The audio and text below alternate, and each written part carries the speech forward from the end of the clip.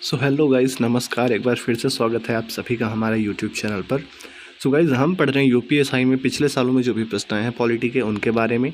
तो आज का हमारा पहला प्रश्न है, डैश के मौलिक अधिकार के प्रतिबंध के तहत सरकार कुछ स्थितियों में हथियारों के बिना ही हो रही शांतिपूर्ण सभा को सीमित कर सकती है। उदाहरण के लिए, मामला अगर सार्वजनिक व्यवस्था के हित में हो तो देखिए इसका जो राइट आंसर हो जाएगा ए ऑप्शन। यहाँ पे ऑलरेडी टिक्ड है क्योंकि ये प्रैक्टिस बुक से लिया गया है और किसी ने इसमें प्रैक्टिस ऑलरेडी करके रखा हुआ है, तो ऑलरेडी टिक्ड है। तो आपको ये नहीं सोचना है कि टिक लगे हुए हैं क्या है, आपको पढ़ने से मतलब है, ठीक है। तो स्वतंत्रता के मौलिक अधिकार के प्रतिबंध के तहत सरकार कुछ स्थितियों में हथियारों के बिना हो रही शांतिपूर्ण सभा को सीमित कर सकती है, ठीक है। दूसरा क्वेश्चन, भारतीय नागरिकों की मौलिक अधिकारों के संदर्भ में निम्नलिखित में से कौन सा सही। अब देखिए यहाँ पर आपको दो कथन मिलेंगे। पहला कथन है, राज्य किसी भी नागरिक के भाषण एवं अभिव्यक्ति की स्वतंत्रता पर प्रतिबंध लगा सकता है यदि वह दूसरे देशों के साथ भारत के मैत्रीपूर्ण संबंधों पर प्रभाव डालती है। दूसरा, आपातकाल के दौरान स्वतंत्रता के अधिकार को स्थगित किया जाता है तथा प्रतिबंध लगाए जाते हैं। तो देखिए इसका पहला जो है वो बिल्कुल सही है और दूसरा भी बिल्कुल सही है। तो बी ऑप्शन इसका बिल्कुल सही आंसर हो जाएगा, पहला और दूसरा। देखिए अगर आप किसी भी देश में रहते हैं और देश के खिलाफ ही बात करेंगे तो जाहिर सी बात है आप पर प्रतिबंध लगाया जाएगा। अगला प्रश्न, 2017 में निम्नलिखित अधिकारों में से किसे मौलिक अधिकार के रूप में मान्य किया गया था। तो 2017 में बात कर रहा है देखिए, और मौलिक अधिकार के रूप में तो कौन सा, निजता का अधिकार, ठीक है, निजता का अधिकार, ठीक है, जिस पे आजकल काफ़ी ज़्यादा बवाल भी चल रहा है, ठीक है। नेक्स्ट पढ़ते हैं, उपाधियों का अंत संविधान में डैश के अंतर्गत प्रतिस्थापित है।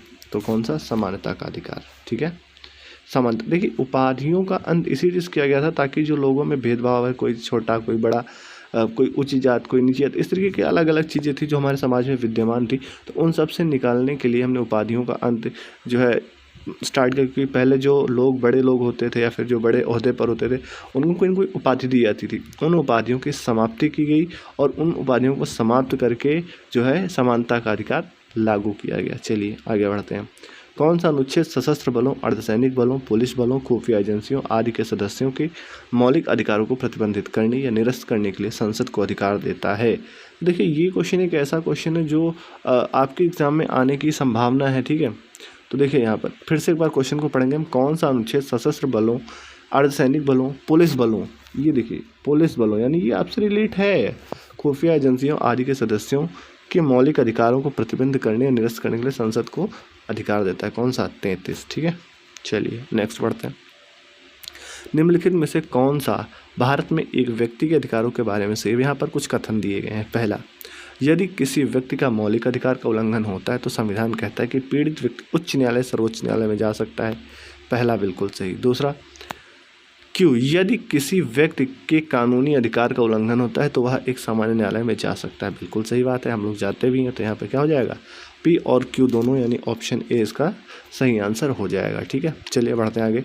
जीवन का संरक्षण और व्यक्तिगत आज़ादी मौलिक अधिकार के अंग हैं। तो कौन से भाई, देखिए जीवन का संरक्षण और व्यक्तिगत आज़ादी यानी स्वतंत्रता, यहीं से आप इसको पकड़ सकते थे, ठीक है। चलिए नेक्स्ट, संविधान के कौन से अनुच्छेद के तहत मजिस्ट्रेट की अदालत में याचिका दायर करके कोई भी नागरिक किसी सार्वजनिक मुद्दे पर जनहित अथवा जन कल्याण के उद्देश्य से न्यायालय जा सकता है। आर्टिकल 32, ठीक है, heart and soul of Indian constitution according to doctor BR Ambedkar. Next, Bharat का संविधान के लेख के साथ निम्नलिखित अधिकारों में से कौन सा गलत तरीके से मेल खाता है। तो देखिए यहाँ पर 4 ऑप्शन है। शोषण के विरुद्ध अधिकार 23 से 25 बिल्कुल सही, समानता का अधिकार 14 से 18 बिल्कुल सही, स्वतंत्रता का अधिकार 19 से 22 बिल्कुल सही, धर्म की स्वतंत्रता गलत, ठीक है। नेक्स्ट, मानवाधिकार की सार्वभौमिक घोषणा में उल्लिखित मानवाधिकार के सिद्धांत भारतीय संविधान के किन अनुच्छेदों में निहित हैं। तो इसका राइट आंसर हो जाएगा डी। क्यों, अब कुछ लोगों का आंसर होगा क्यों। तो देखिए भाई, मानवाधिकार के सिद्धांत की बात कर रहा है, ठीक है, मानवाधिकार के सिद्धांत की बात कर रहा है। तो 12 से 51 निम्नलिखित में से कौन सा या से भारत को प्राप्त कानूनी अधिकारों के बारे में सही है। माफ करिए, एक बार फिर से क्वेश्चन में पढ़ता हूँ। निम्नलिखित में से कौन सा या फिर से किसी भारतीय को प्राप्त कानूनी अधिकारों के बारे में सही है। तो देखिए, कानूनी अधिकार एक सामान्य कानून द्वारा सुरक्षित किए गए हैं। क्यों, उस कानून को बदलकर विधायिका द्वारा कानूनी अधिकारों को बदला जा सकता है या हटाया जा सकता है। तो option is the right answer, option is the right answer. चलिए बढ़ते हैं आगे। भारतीय संविधान का अनुच्छेद 25 किससे संबंधित है भाई? धर्म की स्वतंत्रता। ठीक है, नेक्स्ट, भारतीय संविधान का कौन सा अनुच्छेद मौलिक अधिकारों का संवैधानिक उपचार? आर्टिकल 32। नेक्स्ट, किस शिक्षण संस्थान में धार्मिक शिक्षा दी जा सकती है? देखिए, धार्मिक शिक्षा कहाँ दी जा सकती है? राजकीय विद्यालय जी नहीं, राजकीय महाविद्यालय जी नहीं, राजकीय बिल्कुल नहीं, प्रयुक्त में से कोई नहीं। ठीक है, तो ये आज के कुछ प्रश्न थे जो आपकी परीक्षा में आने की संभावना है और जो पिछले वर्षों में जो प्रश्न हुए हैं, जो परीक्षाएं हुई हैं, उनमें पूछे भी गए हैं। ठीक है, तो लगातार प्रैक्टिस करते रहिए। अगर आपको इसकी PDF चाहिए तो कमेंट बॉक्स में लिख कर बताइए, ये PDF आपको तुरंत प्रोवाइड कर दी जाएगी। ठीक है, बाकी चैनल पर नए हैं तो चैनल को सब्सक्राइब करिए, वीडियो को लाइक करिए। तब तक के लिए जय हिंद, जय भारत और वंदे मातरम।